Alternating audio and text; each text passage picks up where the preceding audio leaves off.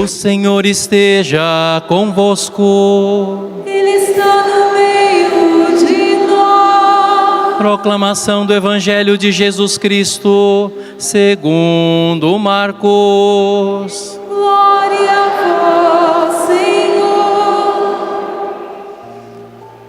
Naquele tempo, os apóstolos reuniram-se com Jesus e contaram tudo o que haviam feito e ensinado.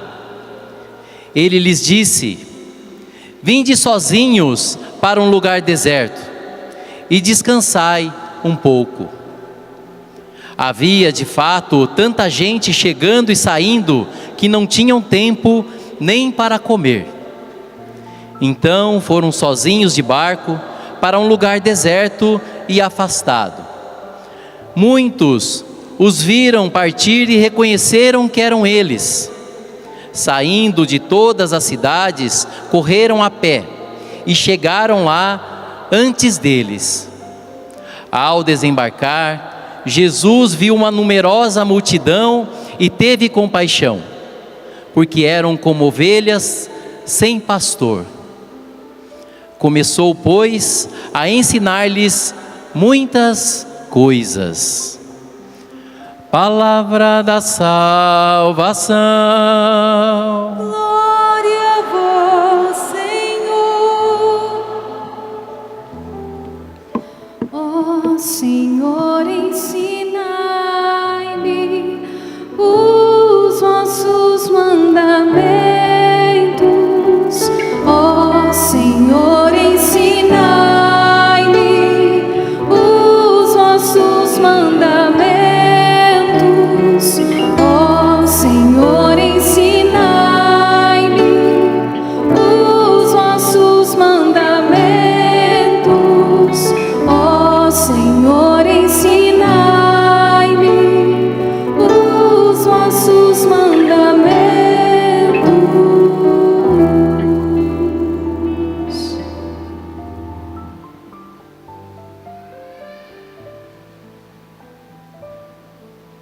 E teve compaixão,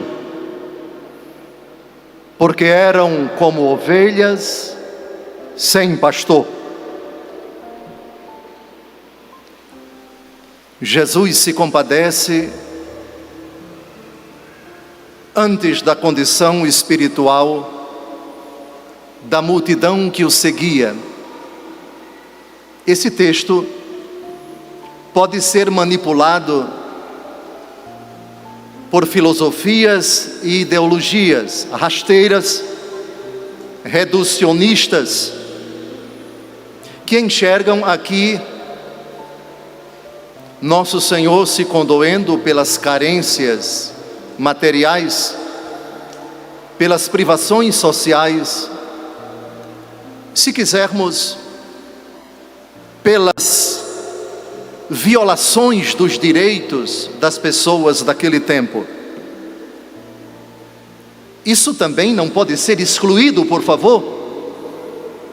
O contexto sociopolítico do tempo de Nosso Senhor em Israel era, como em quase todo o Império Romano, altamente desfavorável. Todavia, na Bíblia, para não reduzirmos um texto e torná-lo instrumento de filosofia e de ideologia, a melhor forma é outro texto.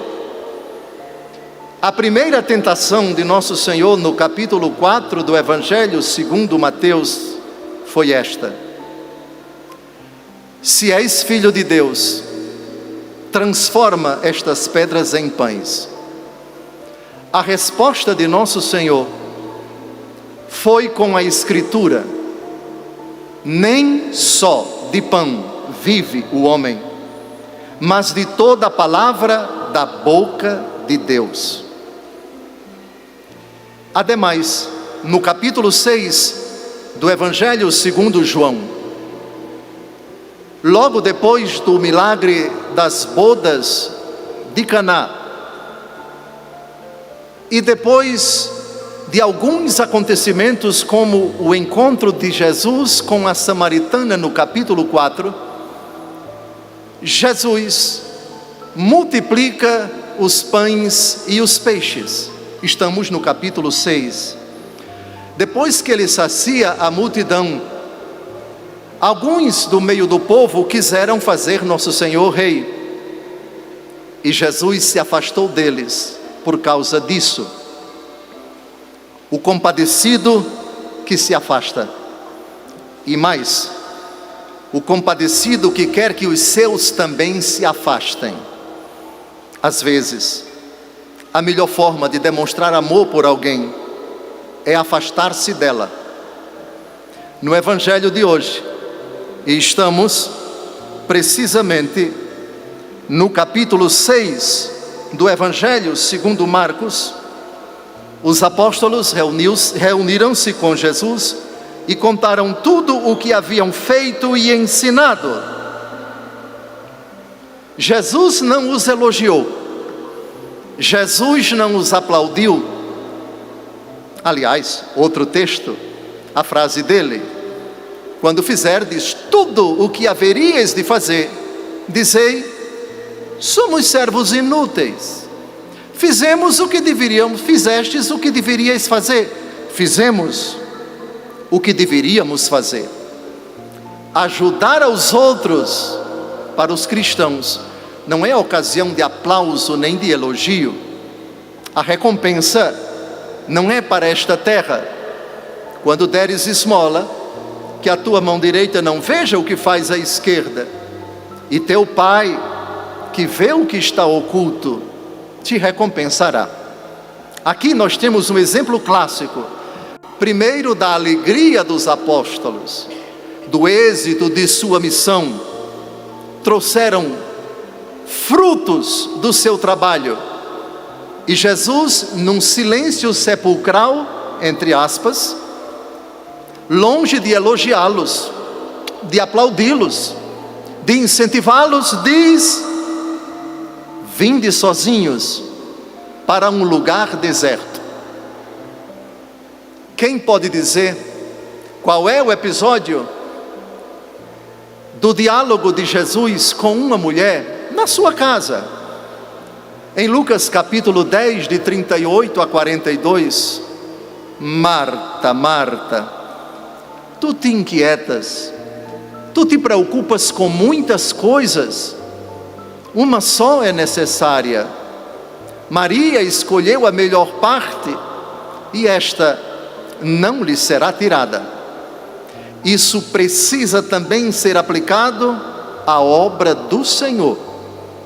E se quisermos ser mais específicos, ao anúncio do Evangelho, à catequese, à evangelização, ao trabalho de levar Cristo para o coração das pessoas.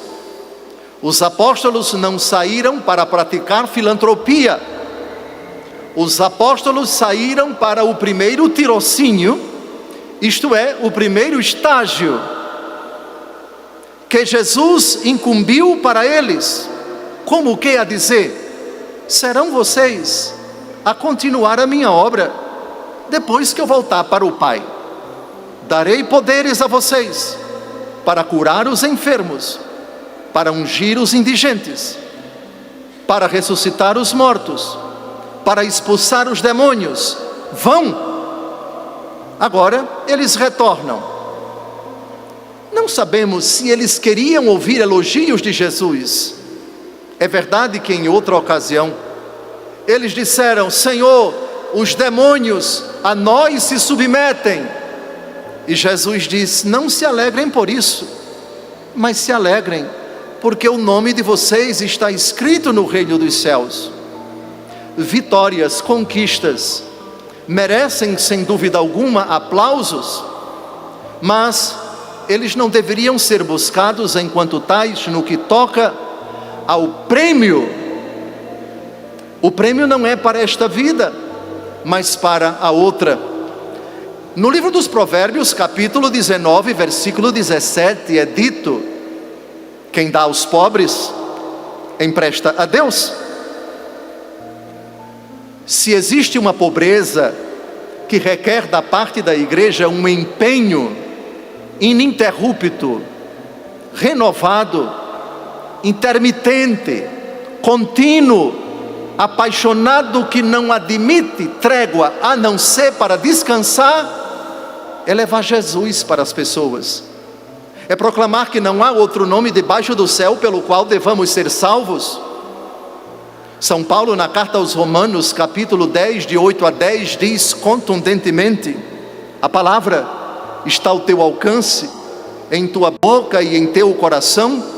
Esta é a palavra da fé que pregamos. Portanto, diz o apóstolo das nações, se confessares com tua boca que Jesus é o Senhor, e creres de coração que Deus o ressuscitou dos mortos, serás salvo. Pois é crendo de coração que se obtém a justiça, e é confessando com palavras que se chega à salvação.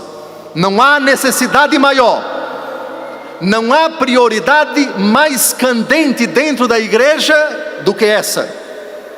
As coisas materiais que vão passar, aquilo que o demônio propõe que Jesus transforme para saciar sua fome, sem esse necessário de que falou Jesus para a inquieta Marta, preocupada com a lida da casa, a igreja se transformaria numa ONG que em nada se diferenciaria de alguma instituição filantrópica.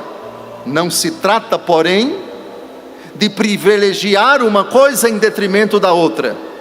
Os milagres que Jesus operou durante sua vida pública têm esse escopo, tem essa finalidade.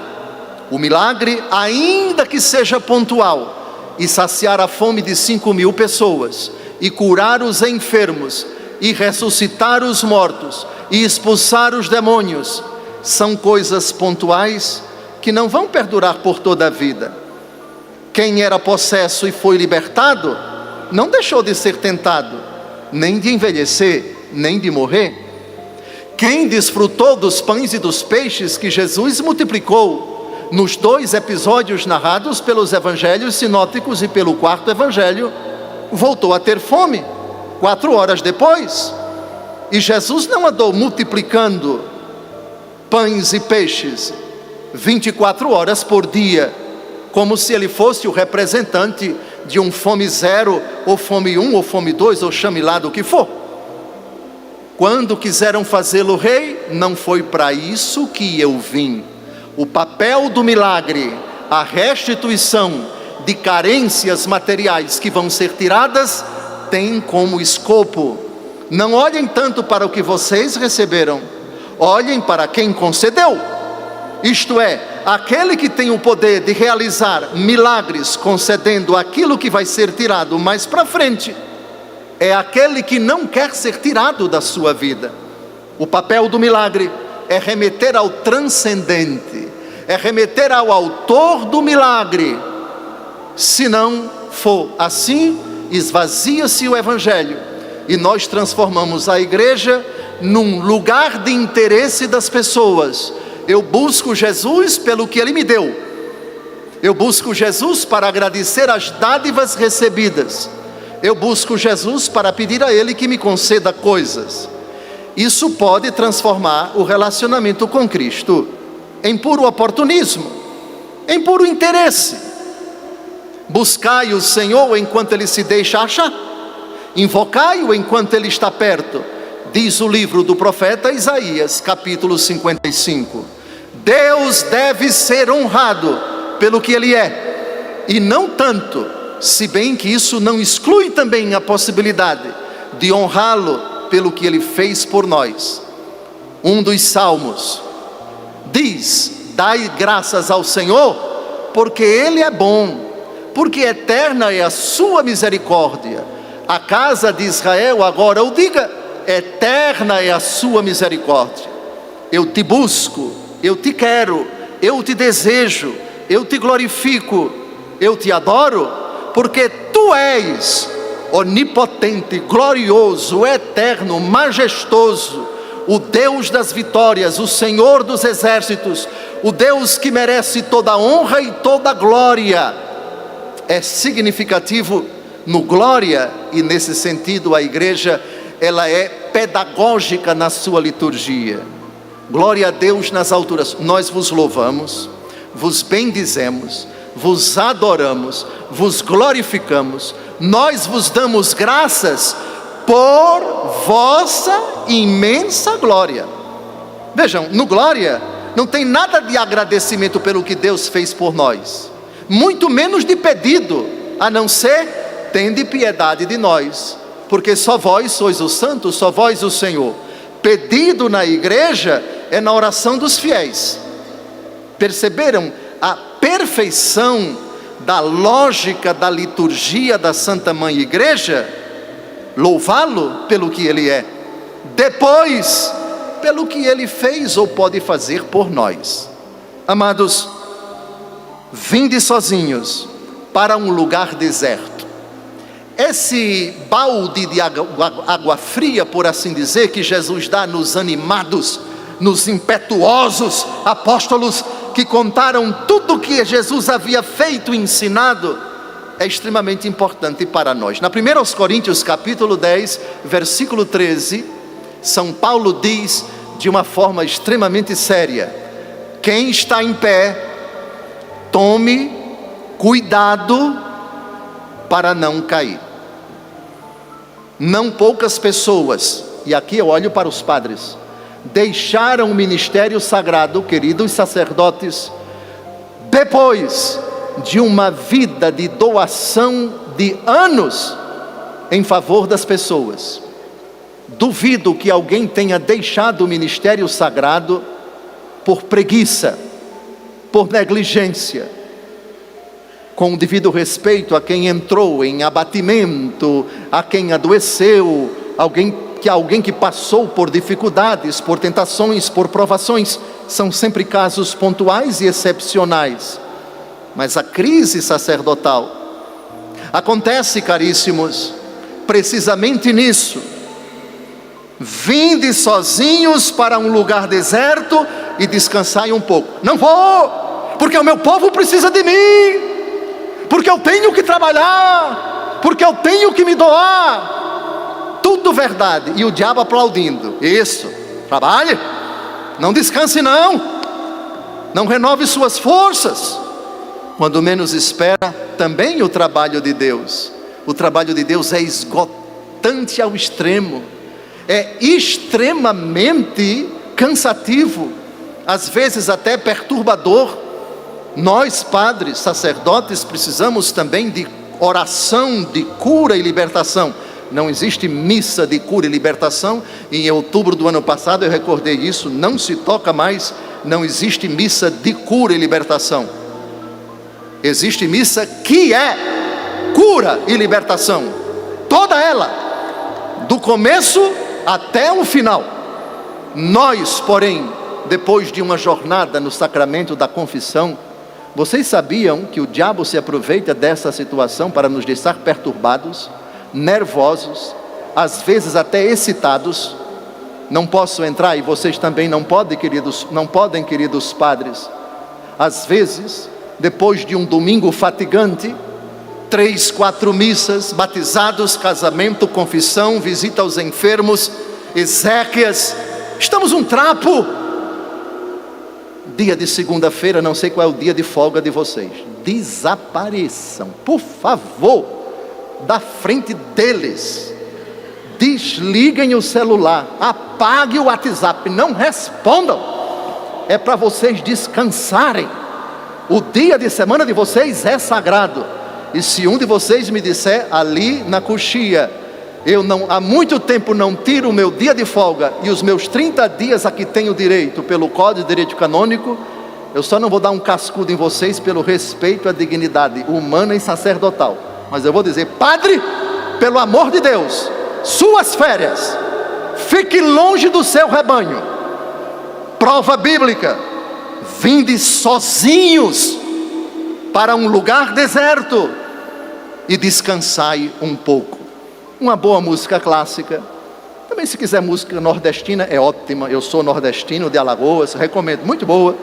Que Quem gosta de tango, quem gosta de bolero, para ouvir, não para dançar. Atenção, se a saúde permite, uma boa bebida, tudo com cuidado, tudo. São Paulo diz a Timóteo: tome um pouco de vinho por causa das suas constantes, digamos assim, dos seus constantes revolvimentos intestinais. Timóteo tinha um problema de estômago. São Paulo recomenda que ele tome um pouco de vinho.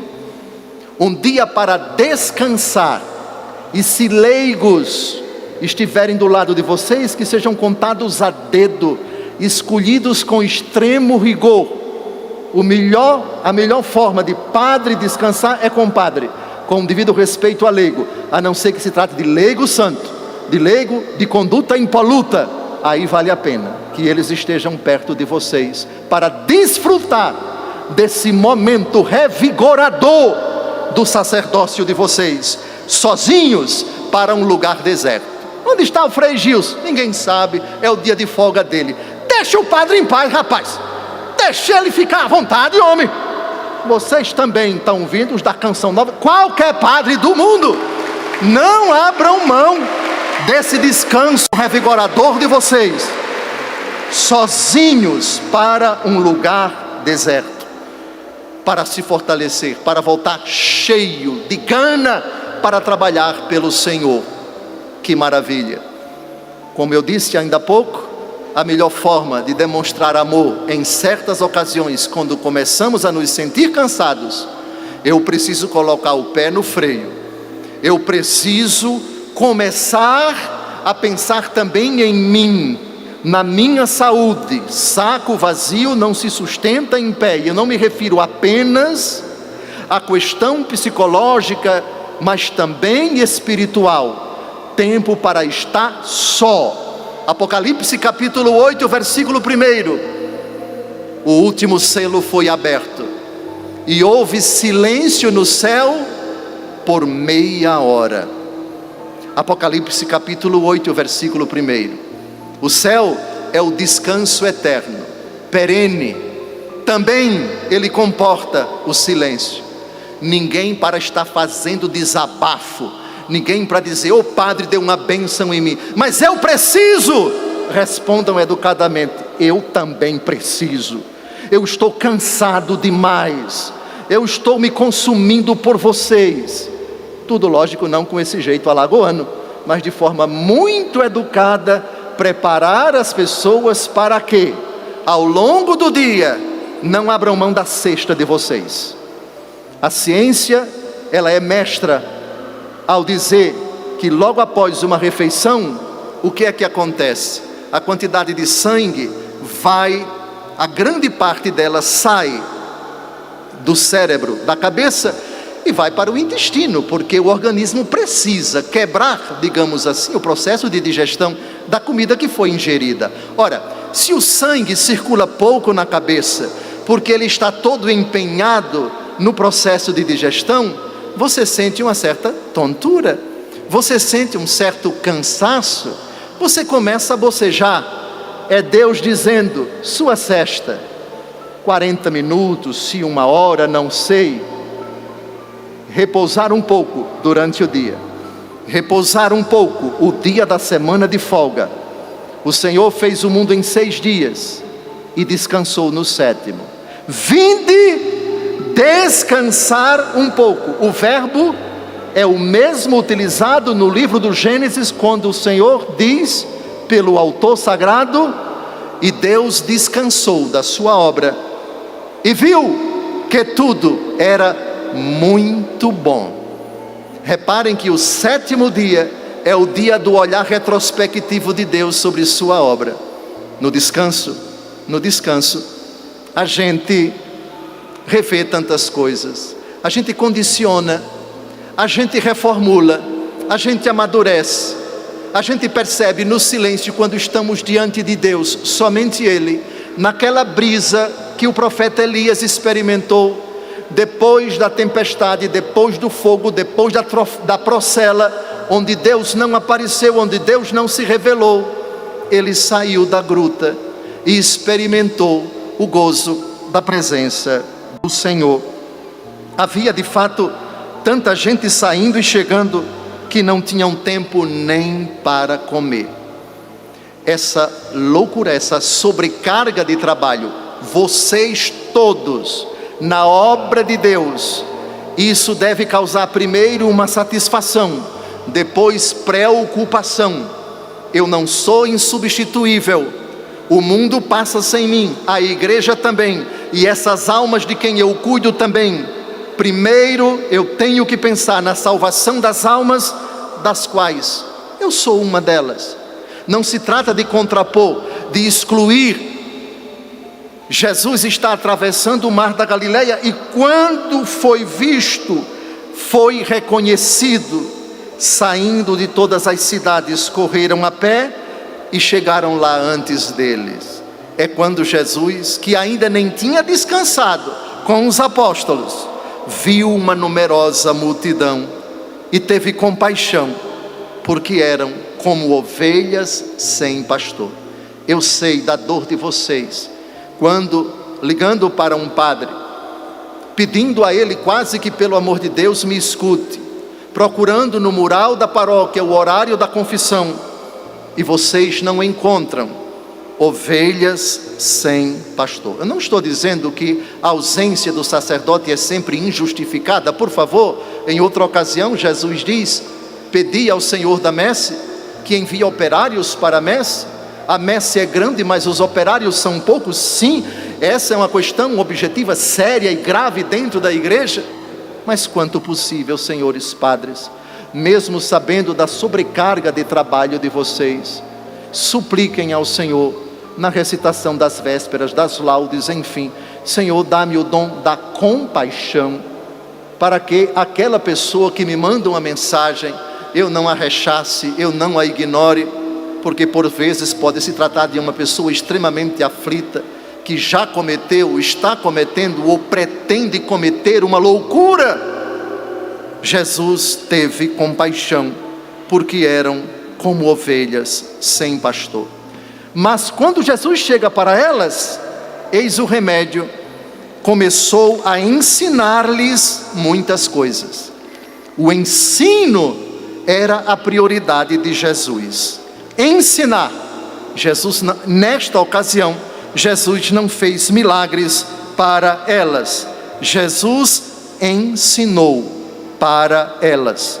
O ensinamento de nosso Senhor Jesus Cristo. Queridos padres, seja na homilia, seja no uso dos meios de comunicação social, 2 a Timóteo, capítulo 2, versículo 15: empenha-te em te apresentares diante de Deus como um homem digno de aprovação, operário de que não tem de que se envergonhar, íntegro, distribuidor da palavra da verdade.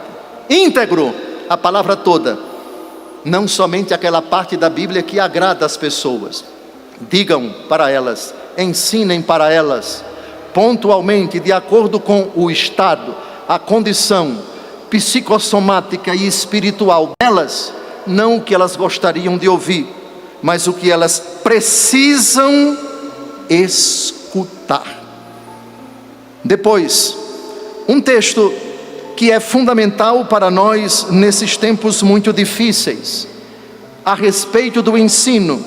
2 Timóteo capítulo 4, versículo 2, prega a palavra, insiste, oportuna e importunamente, repreende, ameaça, exorta com toda paciência e empenho de instruir.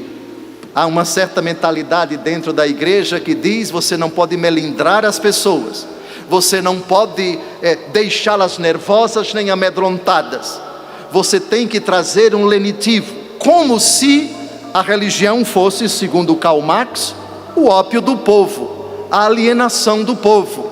A homilia, o ensino do sacerdote, não é para isso. Insiste, oportuna, isto é, agora é oportuno, porque é o momento exato. Inoportunamente, esta não é a hora, porque fulano tinha que dizer aquilo. Se é a palavra de Deus, se é a verdade que salva, se é o Evangelho de nosso Senhor Jesus Cristo, por quem o apóstolo Paulo, anjos pregaram, e também mártires, confessores, uma legião de santos e santas que viveram da palavra, anunciaram inoportunamente. O verbo é repreender, se for o caso. O verbo é ameaçar, se for o caso. Claro, com jeito, não com esse temperamento alagoano, senão até o diabo sai correndo de medo. Não com esse jeito, não, mas com aquela paciência, aquela mansidão de vocês. Esse é o nosso papel, o papel do ensino. Uma nação sem o ensino da verdade que liberta e salva, está fadada à destruição. 1 Timóteo 5:22 é o contraponto: conserva-te puro. 1 Timóteo 4, versículo 13: aplica-te à leitura, à exortação e ao ensino. Aqui está algo que ajuda tremendamente no vosso ministério, no exercício da palavra, na homilia bem feita, bem preparada, ungida, apaixonada. O que está por trás disso? Um padre que se ajoelha, um padre que pede as moções do Espírito Santo, um padre que estudou, o padre que preparou, ainda que com pouco tempo, foi à Escritura, consultou um padre da igreja, citou um santo, foi até o ensinamento da igreja para confirmar, consolidar o seu raciocínio. 1 Timóteo 4, versículo 12: torna-te modelo para os fiéis, no modo de falar e de viver, na caridade, na fé, na castidade.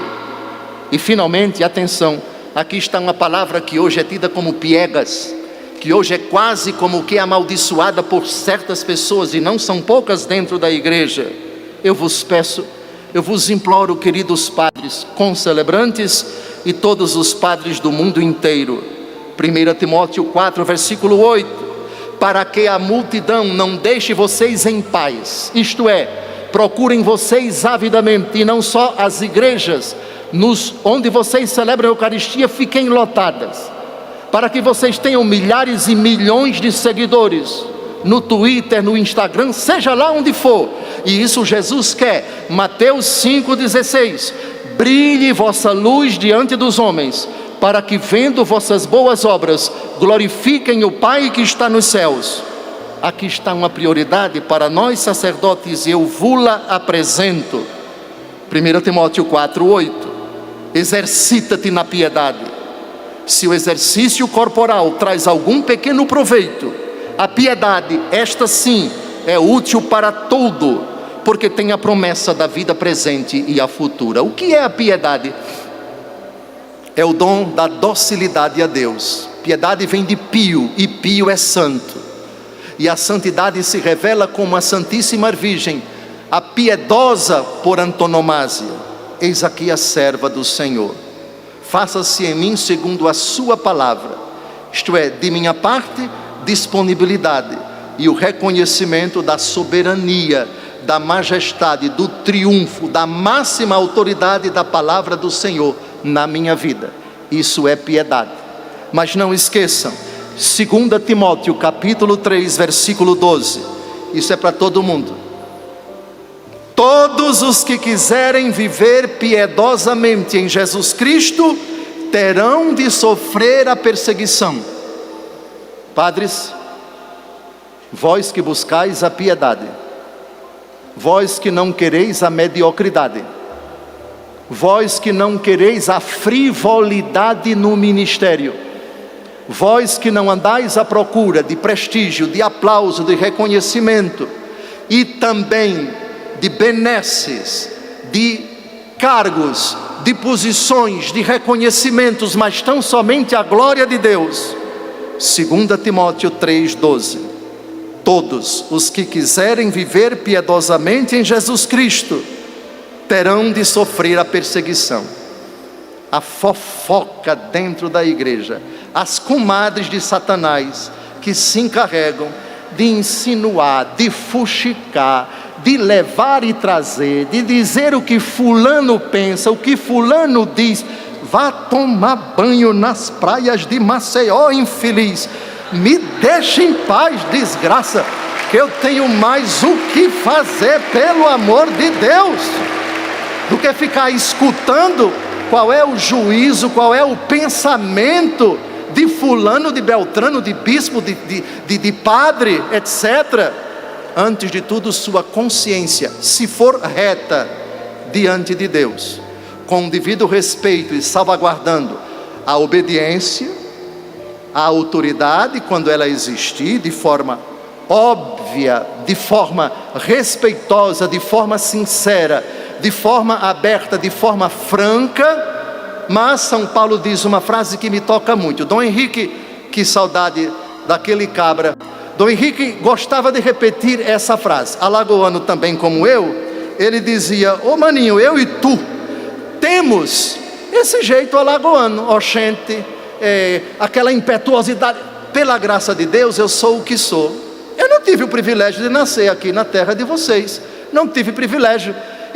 Deus me colocou em Alagoas e me deu esse jeito expansivo, esse jeito bem nordestino de pregar. Pela graça de Deus eu sou o que sou. Claro, eu tenho que reconhecer meus pecados, pedir a Deus que me purifique, mas não tire de mim aquilo que é próprio, a particularidade que Ele colocou na personalidade de cada um, e temperamento, e jeito de falar, e sotaque. Isso absolutamente, por favor, não deve ser perdido.